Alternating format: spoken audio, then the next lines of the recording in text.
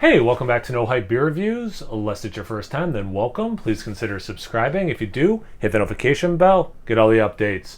That's it for today's video. The beer's courtesy of Ross. Thanks so much, Ross. I really appreciate it. This is Straight Jacket from Revolution. My plan is to tomorrow review the VSOJ version, FYI. So, Barleywine Ale aged in bourbon barrels, 15% ABV. I think they got rid of like their little notes, right? On these. I guess that's all the information. Well, here we go. October 27th, 2022 is when it was filled. Let's get into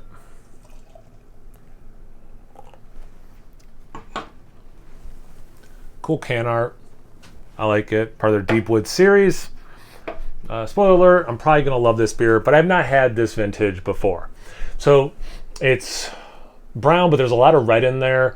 About a quarter finger ahead. It's a tannish. It's kind of like khaki, but there's a little bit more brown in it. Yeah, it definitely looks like a nice barley wine. Let's get into the aroma. I can already smell it a little bit. It smells really good. Yeah, that smells fantastic. It very much. I'll get more specific, but just what do you want an English style barley wine to smell like? This smells like that. A little bit of bourbon for sure, but like you get the caramel, dates, figs for sure. A little bit of cherry in a very nice way. Like a brown sugar syrup. Date syrup.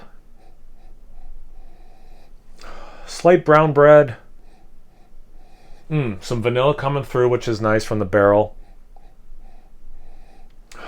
More of the bourbon specific is coming through. I don't get oak specifically, though.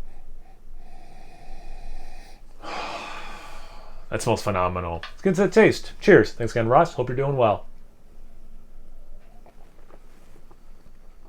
Oh, my God.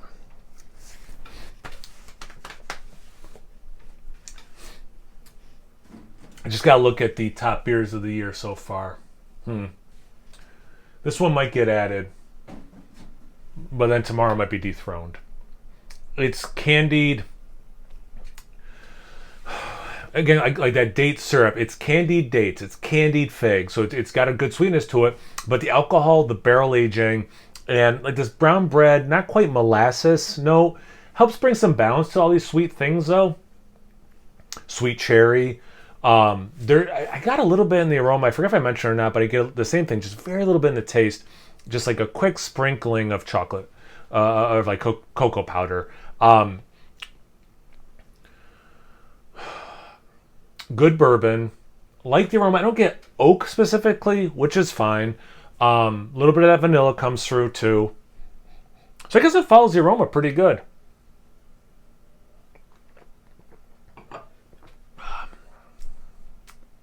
A lot of caramelized sugar notes.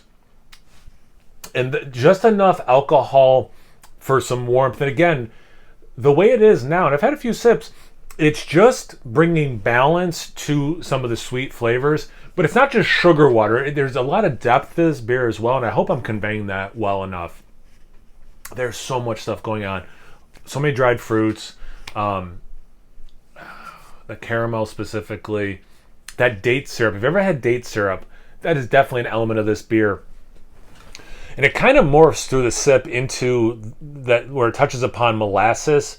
In the finish, I get more molasses, but there's still a lot of residual sugar, so there's still a lot of sweetness.